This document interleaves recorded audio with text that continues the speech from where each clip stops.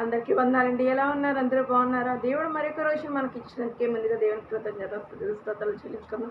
ఈరోజు ఆయన వాక్యాన్ని మనం ధ్యానించుకునే ముందు తల వంచి ప్రార్థన చేసుకుందాం. మహాగరుడ మహోన్నతుడ తండ్రి, ఇంతవరకు కాచి కాపాడినందుకు కృతజ్ఞతలు. ఇక్కడ కాచి కాపాడి వాక్యం ద్వారా మనతో మాట్లాడి నడిపించండి, దీవించండి, ఆశీర్వదించండి. నరుడే కృష్ణంలో అడుగుతున్నాం తండ్రి, ఆమేన్.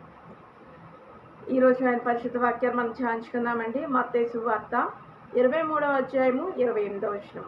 మత్తయి సువార్త 23వ అధ్యాయము 28వ వచనం అండి. అలాగే మీరు వెలుపల మనుష్యులకు నీతిమంతులుగా నగపడుచున్నారు కానీ లోపల వేషధారణతోనూ అక్రమంతోనూ నిండి ఉన్నారు. ఇది ఎవరిని దేవుడు చెప్తున్న మాటలు అంటే దానిపైన 27వ వచనము మనము చూస్తే, అయ్యో వేషధారులైన శాస్త్రులారా, పరిచయులారా, మీరు సున్నము కొట్టిన సమాధులను పోలి ఉన్నారు. అవి వెలుపల శృంగారంగా అగపండు కానీ లోపల చచ్చిన వారి ఎముకలతోనూ సమస్త కల్మషంతో నిండి ఉన్నవి. అలాగే మీరు వెలుపల మనుష్యులకు నీతిమంతులుగా నగపడుచున్నారు కానీ లోపల వేషధారణతో అక్రమంతో నిండి ఉన్నారు. సున్నము కొట్టిన సమాధులను పోలి ఉన్నారంటండి. వేషధారుల గురించి వేషధారులు అంటే ఆ రోజు ఉన్న వేషధారులనే కాదు, ఈరోజు దేవుణ్ణి నమ్ముచున్నాను అని చెప్పి క్రీస్తు బిడ్డలముగా చెప్పుకొంచు మనము వేషధారణలో ఉన్నామేమో, జాగ్రత్త. దేవుడు ప్రతి ఒక్కరికి తీర్పు తీర్చే సమయము ఆసన్నమవుతుంది అండి. మనము ప్రతి దాని విషయమే మెలకువ కలిగి ఉండాలి. ఆయన రాకడ దినాలు మనకి అతి దగ్గరలో ఉన్నవి. మెలకువ కలిగి ప్రార్థించండి. మన నడవడికను సరి చేసుకుని నడిచే వారంగా ఉండాలండి.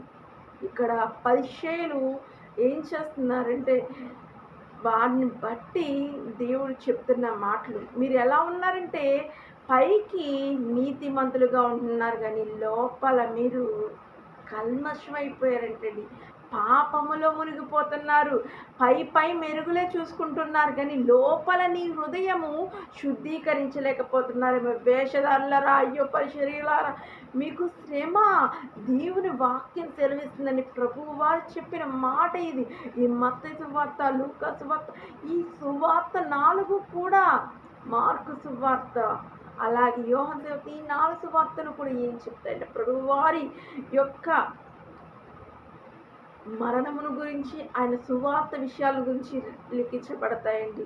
అయితే ఇక్కడ దేవుడు పరిశీలన చూసి చెప్తున్నాడు, వేషధారుగా ఉన్నావా? వేషధారి, దేవుడు ఈరోజు నీతోనే మాట్లాడుతున్నాడు.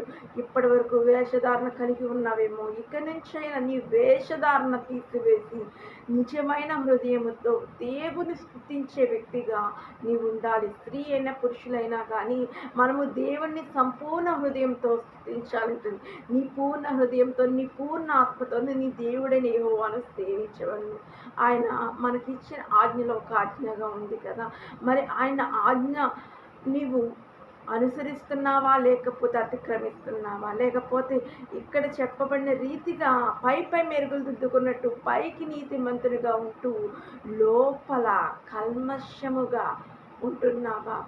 ఎలా ఉంటున్నావు అనేది ఒక్కసారి సరి చేసుకోవాలండి. వేషధారి, సరి చేసుకోండి. వేషధారణ జీవితం నుంచి మనము విడిపించబడలేకపోతే దేవుని ఈరోజే మోకరించి ప్రార్థించండి. దేవుడు మీ వేషధారణ తీసివేసి ఆయన యొక్క నీతి మార్గంలో మనల్ని నడిపిస్తారండి. దేవుడి పరిశుద్ధ వాక్యాన్ని మన వినికిల్లో ఫలింపచేయునుగాక. ఆమేన్. అందరికీ వందనాలండి. వాక్యం చూస్తున్న ప్రతి ఒక్కరికి నిండు వందనాలు.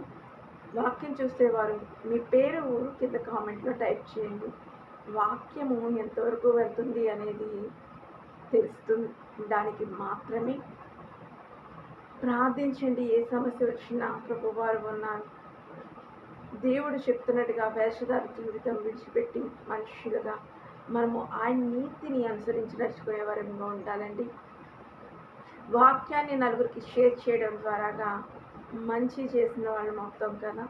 కొత్తగా చూస్తున్న వాళ్ళు ఎవరైనా ఉంటే ఛానల్ సబ్స్క్రైబ్ చేయడం ద్వారాగా మీకు ప్రతి వీడియో అనేది ప్రార్థన సంబంధించింది, ప్రతి వాక్యము కూడా మీకు అందుతుంది.